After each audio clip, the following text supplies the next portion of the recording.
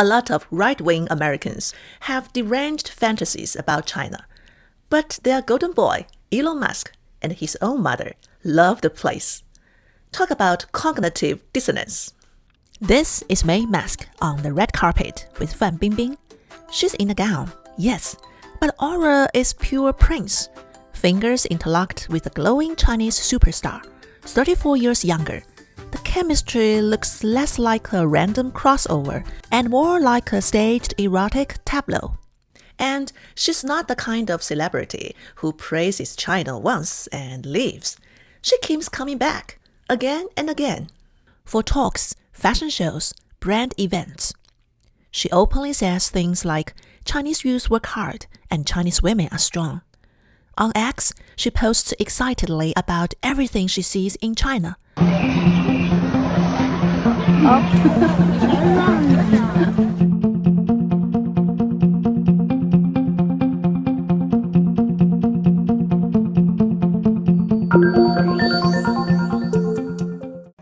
Well, it was a very exciting year for me. I think I came to China about 10 times, different cities, different jobs, and I really enjoyed that.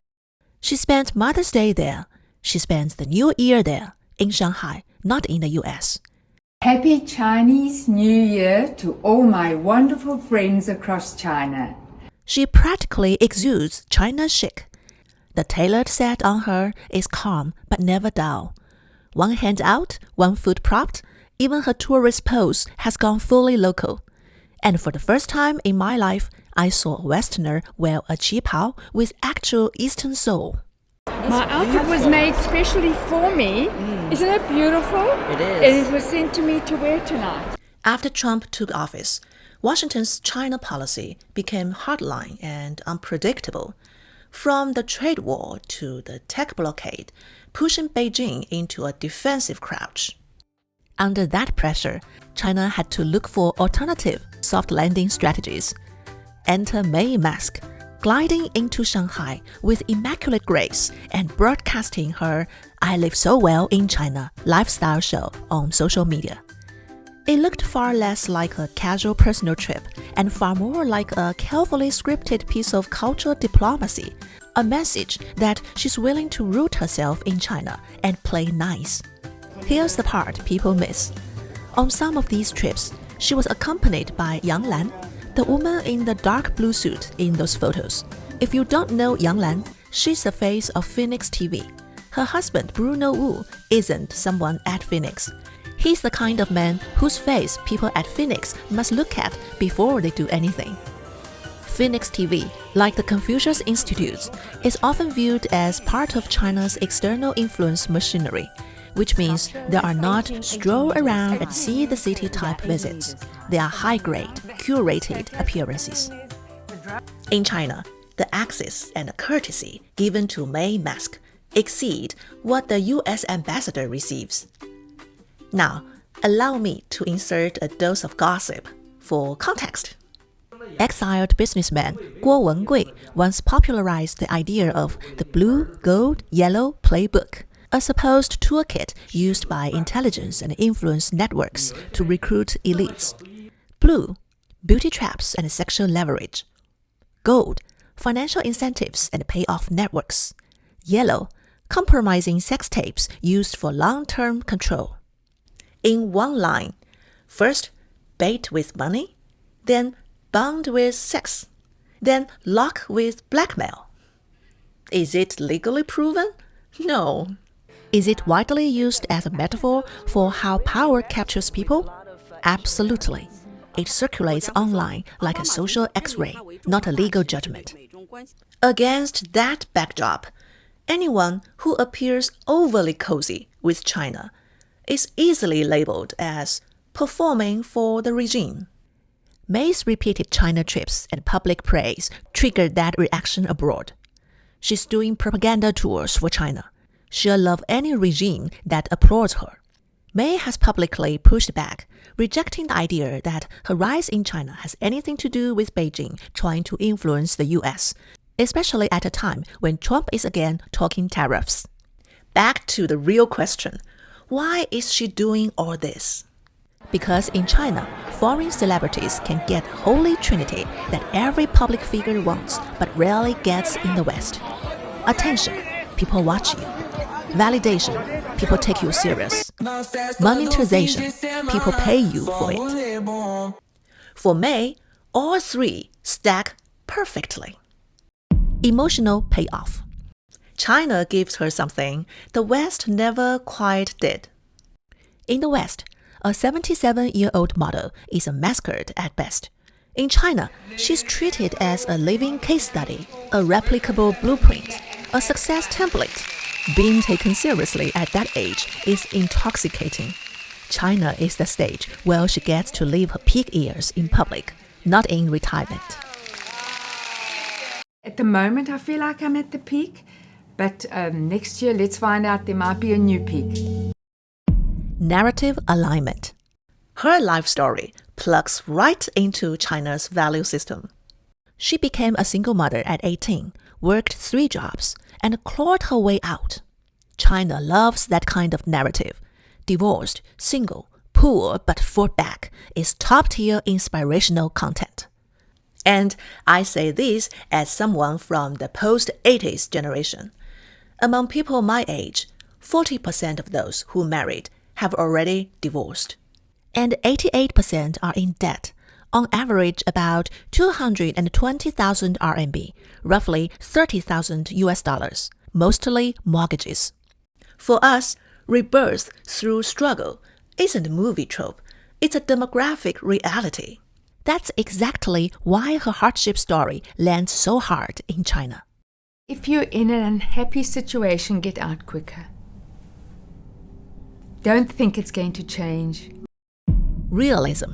China is where the money is. China is one of the largest markets for beauty, fashion, and anti-aging. And her brand is literally aging elegantly and winning anyway. She's the perfect avatar for what Chinese advertisers want to sell. Well, I think aging is good. Obviously, it's working for me. On Chinese social media, she is adored. Hello, my Xionshu friends. I'm Dr. Maye Musk, wishing all my amazing friends in China a joyful new year. I'm so grateful for all your support. But the moment she appeared on Xiaohongshu, foreign users flooded in and attacked her so hard she had to shut down comments. It's almost symmetrical. The more China loves her, the more the West despises her. People drag her for many different reasons. People say she often speaks in the tone of, "I survived, so you can too," as if willpower were the only variable. Critics argue that this completely ignores class reality, structural barriers, and the fact that she herself had advantages, looks, timing, access, and networks most people will never have. So, when she gives advice, she sounds less like someone sharing experience and more like someone preaching from a moral throne. Well, my mom and dad were the only people to fly up Africa, across Europe and Asia, across the sea to Australia and back in a single-engined canvas plane without any maps and without any radios, because nobody could speak English anyway, and they just had a compass. Yeah.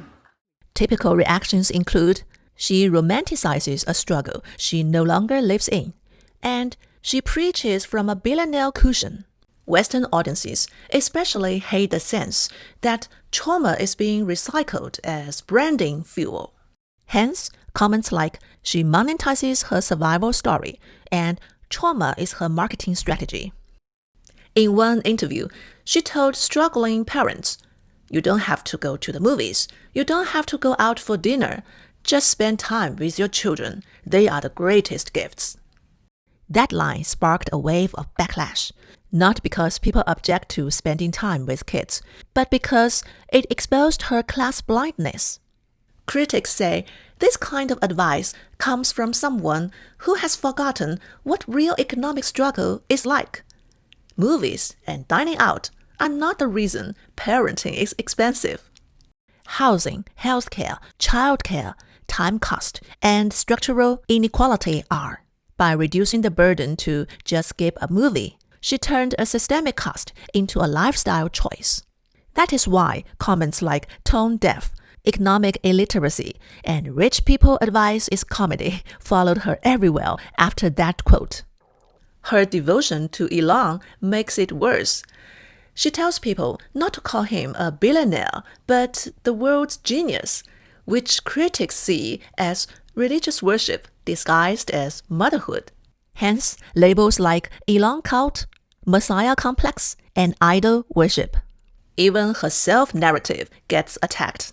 You just say your second identity is dietitian. So No, that's my first.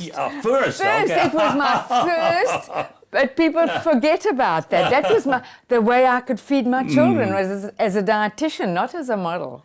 She insists that she was primarily a dietitian and modeling was secondary. But people read that as revisionism to erase privilege. The pushback is blunt.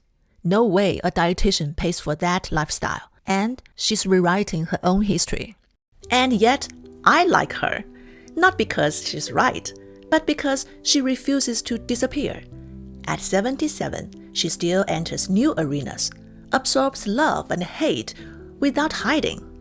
People project their anger about class, China, wealth, and motherhood onto her. But projection doesn't change the fact that she's fully alive, fully visible, while most people her age have already gone dim. And I respect that. Okay, thank you for watching Sue Talk. Until next time.